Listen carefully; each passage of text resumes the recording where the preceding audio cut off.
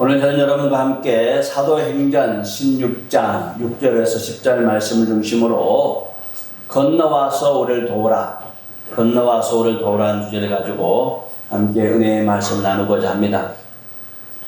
지난 해 늦가을부터 교회에 노린제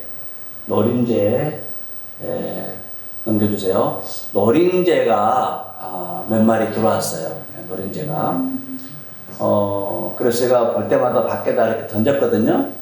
밖에 내보냈는데 1월달 그 추운 한겨울인데도 또 몇 마리가 보이는 거예요. 와, 야, 너 대단하다. 그래서 내가 그 아이들 이제 노린제를 딱 째려보면서 이렇게 있으면 노린제 없다 하면서 이렇게 태어나는데요. 그래서 어쩔 수 없이 그 친구를 어떻게 해야 되나 고민하다가 추운데 밖에 내 던지면 죽을 것 같고 그래서 그냥 모른 척 했어요. 놀아라. 그래서 모른 척. 예, 그러다가 이제 봄이 됐어요. 올 봄이.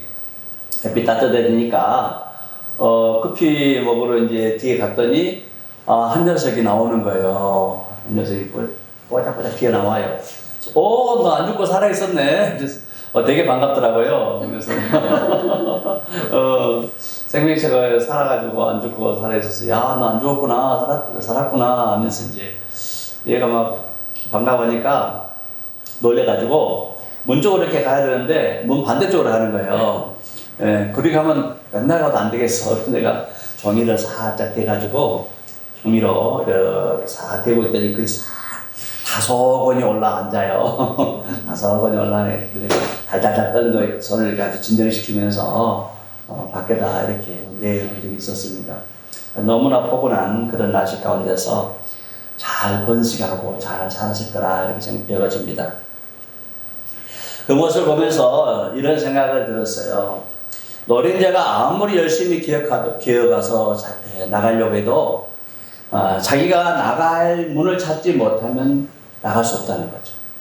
아무리 나가려고 해서도 문을 찾지 못하니까 못 나가더라는 거죠. 사랑하는 성도 여러분들, 우리가 정말 열심히 섬기는 것이 참 중요해요. 그렇죠? 그런데 열심히 하는 것만으로는 충분하지 않아요.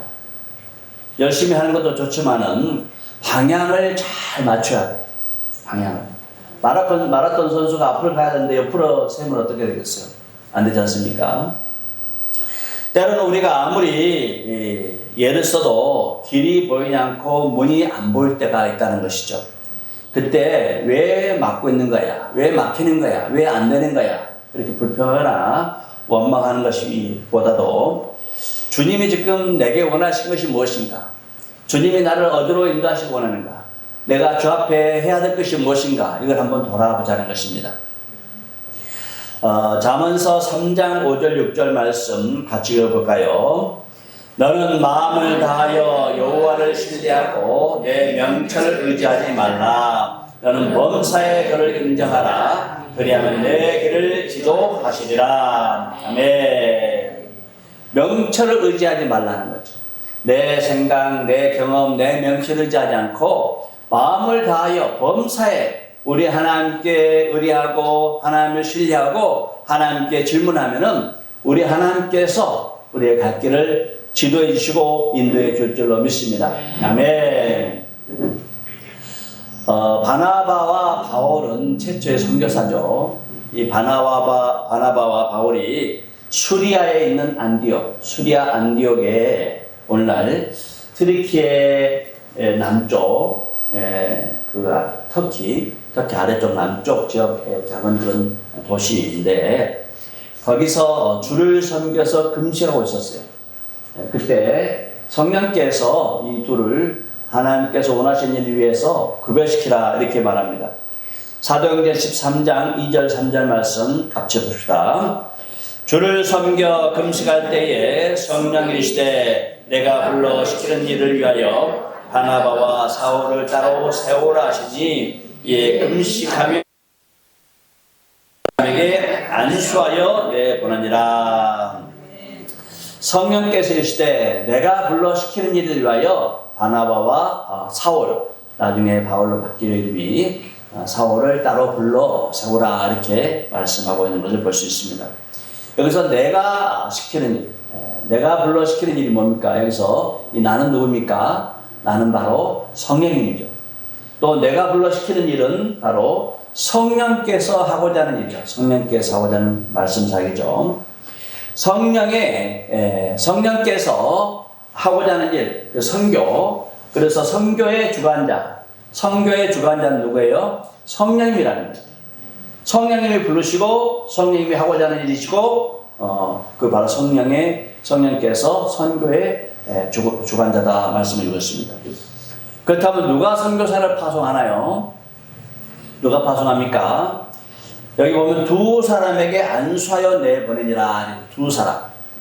두 사람이라는 것은 안디옥 교회 교인들, 안디옥 교인들이 이 두 사람에게 안수해서 파송했다는 거예요. 안수해서. 그래서 이 안디옥 교회는 교회 역사상 최초로 성령의 지시를 따라서 선교사를 파송하는 교회가 됩니다. 선교를 위해서는 세 가지가 구비되어 있어야 하는데, 하나는 선교사, 복음을 전할 선교사가 있어야 되고, 두 번째는 선교사에게 모든 것을 후원해주고 기도해주고 협력할 선교 지원하는 교회가 있어야 돼요. 교회가. 그 다음에 세 번째로는 선교지가 있어야 됩니다. 선교지. 어디로 갈 것인가. 그 선교지가 있어야 돼요. 그래서 세 가지. 선교사, 또 선교 파송하는 교회, 선교지. 이 세 가지가 구비되어야 됩니다. 그래서 바나바와 바울이 안디옥 교인들의 파송을 받아 선교지로 출발하게 되죠. 우리는 보통 내가 선교하러 간다 이렇게 말을 합니다. 그러나 이 말은 맞는 말 같기도 하고 맞지 않는 말이 되기도 해요. 선교는 성령께서 불러시키는 일, 성령께서 불러시키는 일을 우리가 대행하고 동참하는 것이 되죠. 선교는. 그래서 우리가 내가 선교한다, 내가 선교하러 간다 할 때는 성령님의 사역에 동참합니다 라는 것을 항상 가지고 말해야 돼요. 내가 하는 것이 아니라 성령님의 사역에 내가 대행자로 동행합니다. 그러나 선교를 하면서 우리가 주의할 것은 주님께서 받아야 할 것. 선교하거나 교회 봉사하면서 항상 우리가 긴장하고 신경을 써야 할 부분은 주님께서 받아야 할 영광, 성령께서 받아야 할 찬양들을 우리가 가끔 가로챌 때가 있다는 거죠. 하나님께 돌려야 되고 하나님 받으실 영광을 우리가 내 것으로 만들 때가 있다는 것입니다. 그래서 선교사역을 하면서 그리고 교회 봉사를 하면서 내가 뭔가를 하고 있다, 내가 뭔가를 하려고 한다 이런 말 할 때는 신중해야 한다는 것이죠. 거기에는 아담과 하와를 유혹했다는 자기의 또 이성의 자랑 이런 것들이 들어있어요. 그래서 우리가 항상 무슨 일을 하든지 봉사하거나 선교하거나 어떤 일을 하든지 간에 내가 드러나지 않고 하나님께 영광 돌리는 그런 마음으로 우리가 선교해야 될 줄로 믿습니다. 제자들의 교회가 성령께서 불러시키는 일을 잘 감당하는 교회, 그리고 저와 여러분이 성령님의 선교 사역에 동역하는 성도인들, 또 오직 성삼위 하나님께만 찬송과 영광을 돌리는 귀한 교회, 복된 교회, 쓰임받는 교회가 되기를 예수님의 이름으로 축원드립니다. 아멘.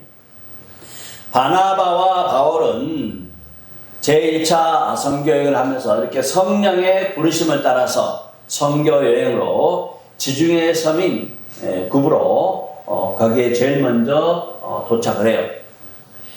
그리고 그러고 난 다음에 오늘날 튀르키예, 이 터키의 남부 지역과 또 중부 지역 이 구부로 아일랜드가 있고 또 아탈리아, 볼가, 두르기아, 덜베 이거는 안디옥이 두 개예요. 안디옥이 안티옥스. 비시디 안디옥이 있고 시리 안디옥이 있고 여기서 파송했죠. 이렇게 해서 다시 돌아.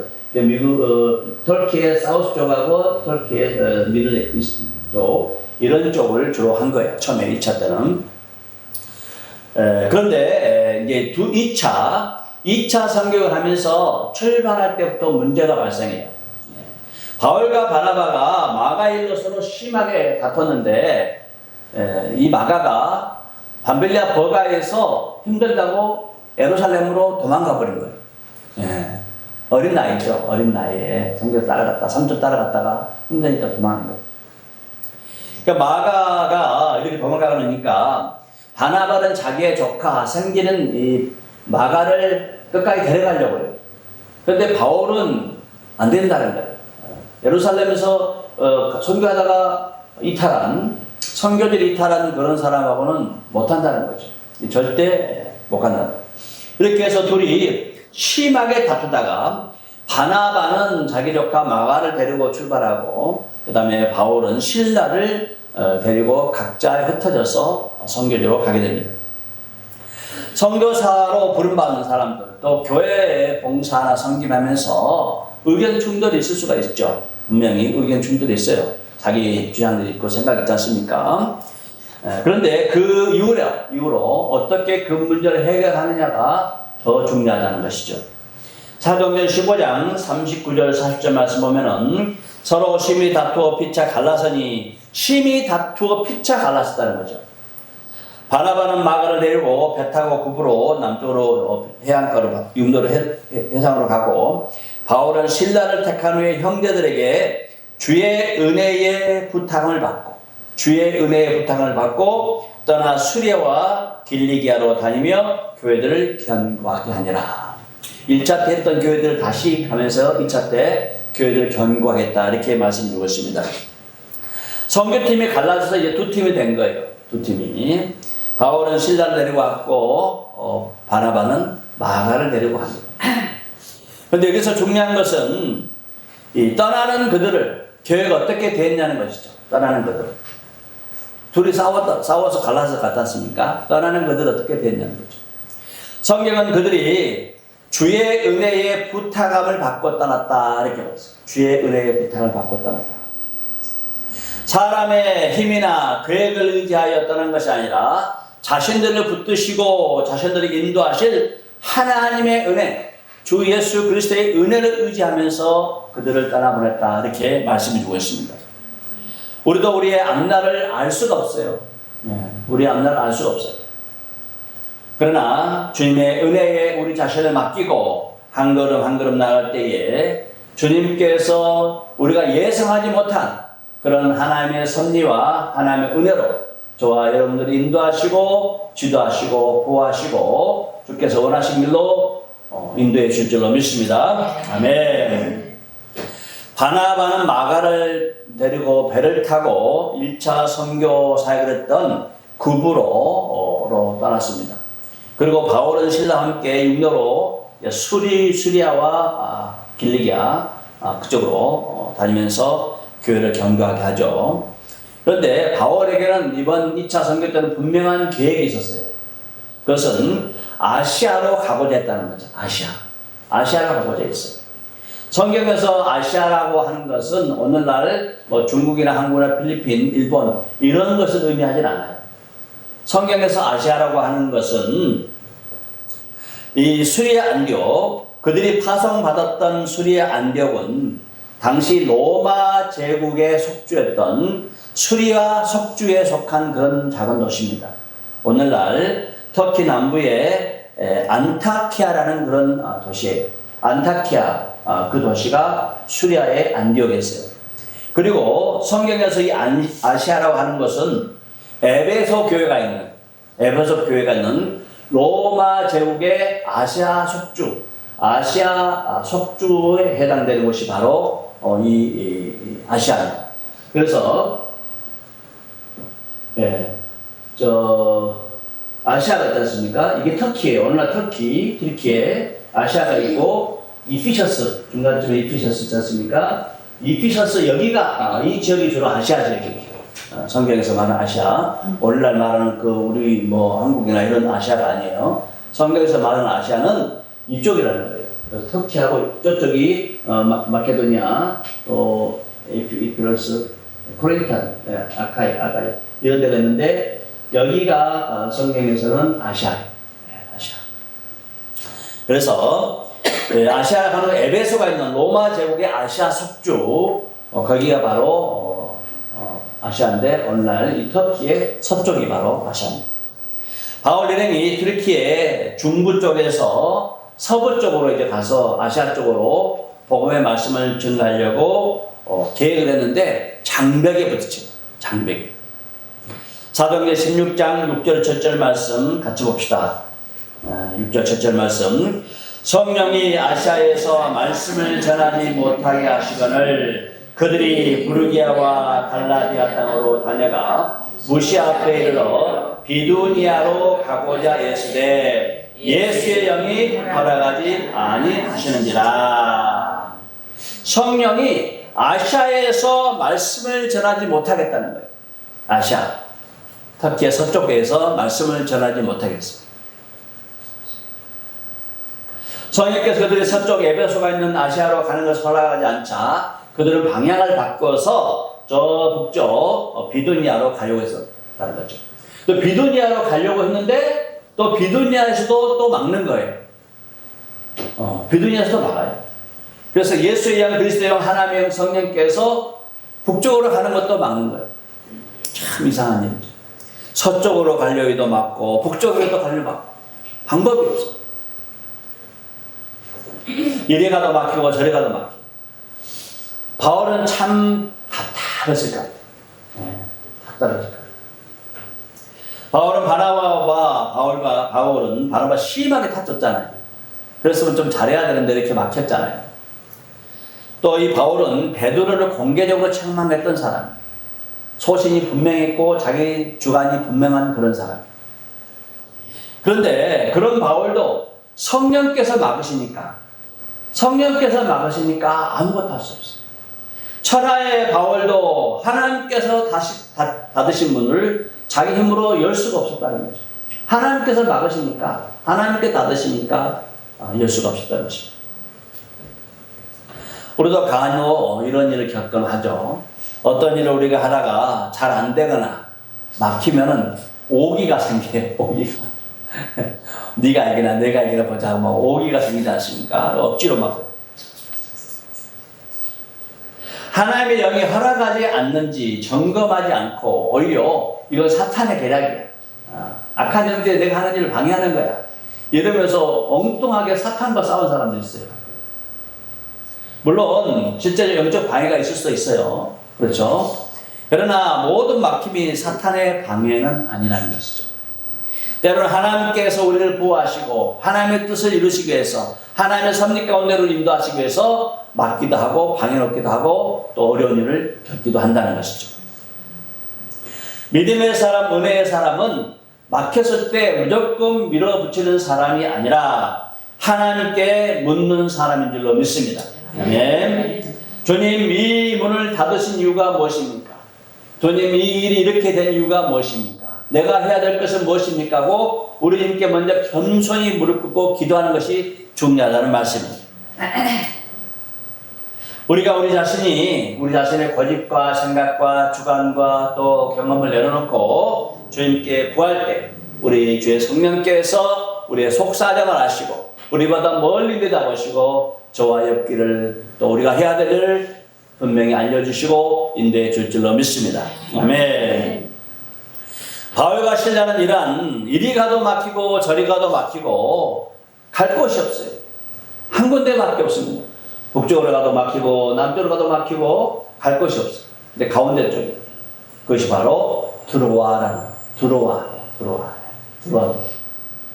사도행전 16장 8절에서 9절 말씀 같이 봅시다. 시작.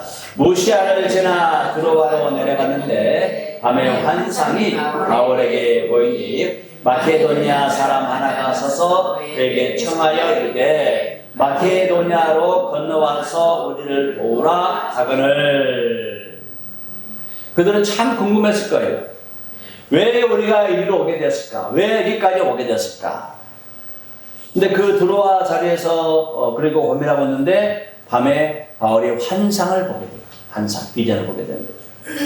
환상 중에 바다 건너편이 마케도니아인데 유럽인데 마케도니아 사람 하나가 손을 들면서 이렇게 하면서 건너와서 우리를 도와달라. 건너와서 우리를 도와달라.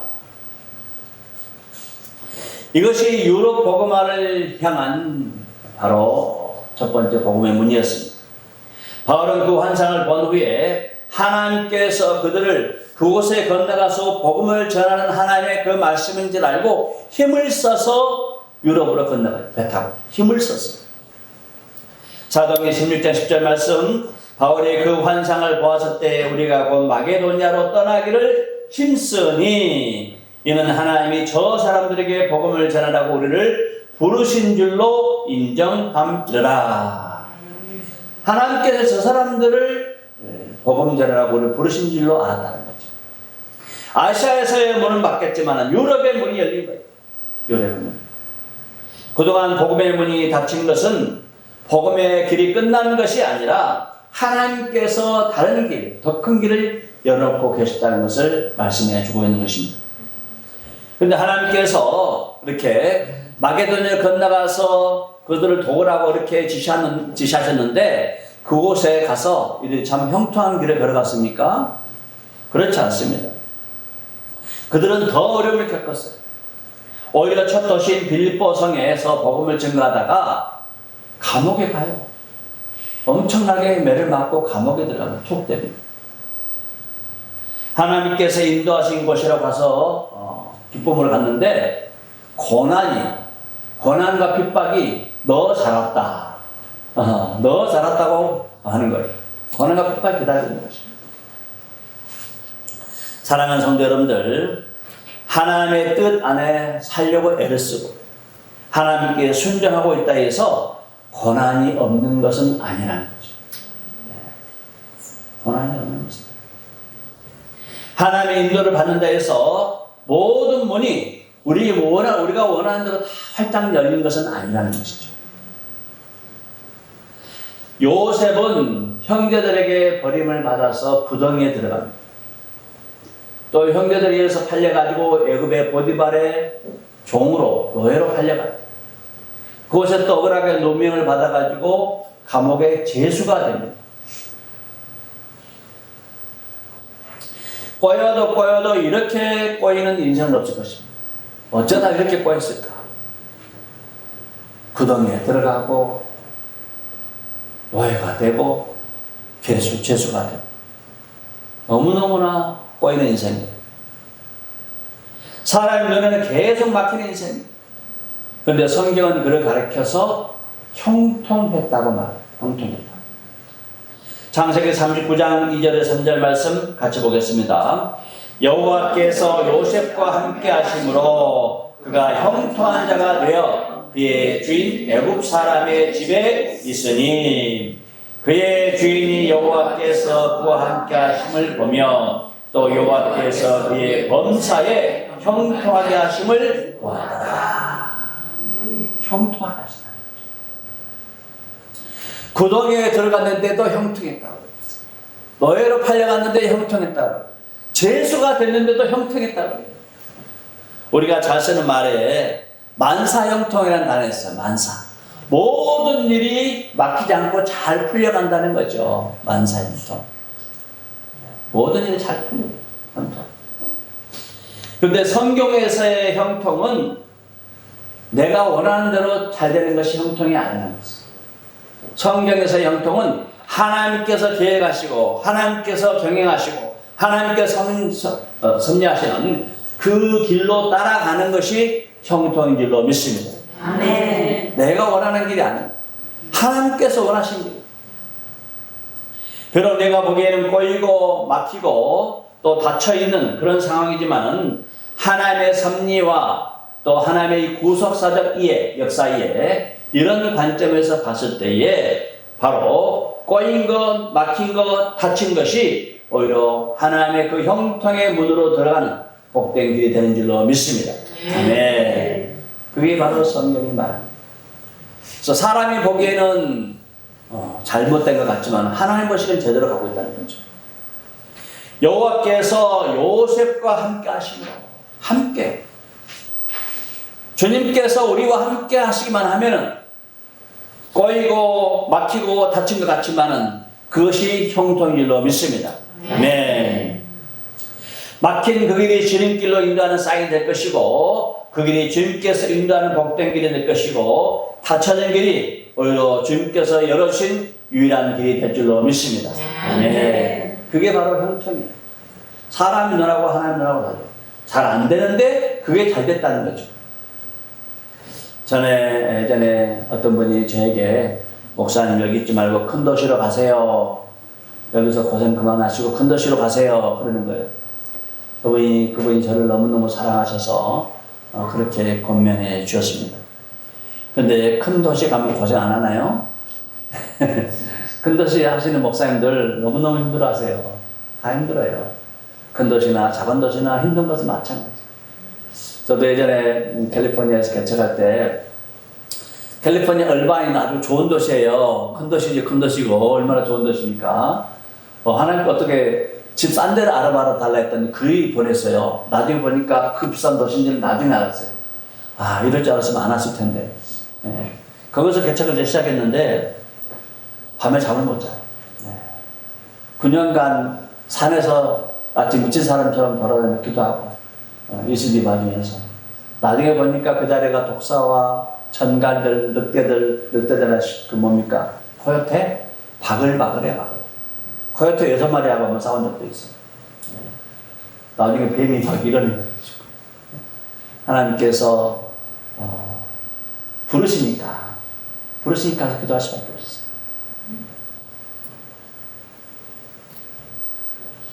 중요한 것은 내가 어디에 있느냐가 중요한 것이 아니에요. 내가 어디에 있느냐가 중요한 것이 아니라 나와 함께 하신 하나님, 내가 누구를 함께하고 또 하나님께서 나와 함께 하시냐, 그게 중요한 거죠. 내가 하나님과 함께하고 하나님께서 나와 함께 하시면 그것이 어린들 형통의 길인 줄로 믿습니다. 아멘. 노린재는 혼자서 나가는 그 길을 찾지 못했어요. 혼자 찾지 못해요. 달팽이는 부지런히 걷긴 해요. 방향을 찾지 못하니까 또 발핀도 뺑뺑뺑 잘했으면 도는 거죠. 우리도 마찬가지로 열심히 한다 해서 다 하나님의 길을 걸어가는 것은 아니더라는 것이죠. 빨리 간다 해서 반드시 우리가 원하는 목적지에 다 도달하는 것은 아니라는 것이죠. 성령님의 인도를 받아야 우리가 주께서 원하시는 길로 걸어가게 될 줄로 믿습니다. 아멘. 하나님께서 한 문을 닫았다면 그 닫아진 문을만 바라보지 마시고 오히려 그럴 때일수록 하나님만 바라보시길 바랍니다. 길이 꼬이고 내 인생이 꼬인 것 같다. 그때는 오히려 하나님께서 분명히 원하는 것이 있을 것이다. 하나님만 바라보시길 바랍니다. 주님께서 더 빠른 지름길로 인도해 줄 줄로 믿습니다. 건너와서 우리를 도와달라. 주님께서 우리를 어디를 보내시든지 또 우리가 무엇을 하든지 간에 그것은 우리가 도와야 할 사람이 있을 것이고 우리가 만나야 될 사람이 있을 것이고 우리가 사랑해야 될 사람이 있을 것이고 우리가 또 해결해야 될 사람이 있을 것이고 또 우리가 전할 복음을 들어야 할 사람이 있는 줄로 믿습니다. 그러면 항상 내가 원하는 것이 아니라 우리의 주님께서 원하신 길로 성령께서 인도하신 길로 한쪽 길이 막히면 또 다른 길 예배해 놓겠지. 여기서 고해서 반드시 하나님께서 풀어놓은 길도 있겠지. 항상 긍정적으로 우리 주님만 의시하고 주님만 바라보시면서 왜 나만 겪는 고난이냐고 원망하지 마시고 우리 하나님께서 그 길을 통해서 우리 주의 원하시는 그런 길을 걸어가게 되는 복된 심령들 또 그로 인해서 다른 사람이 위로하고 축복할 수 있는 귀한 심령 다 되시기를 예수님의 이름으로 축원드립니다. 아멘. 기도하겠습니다.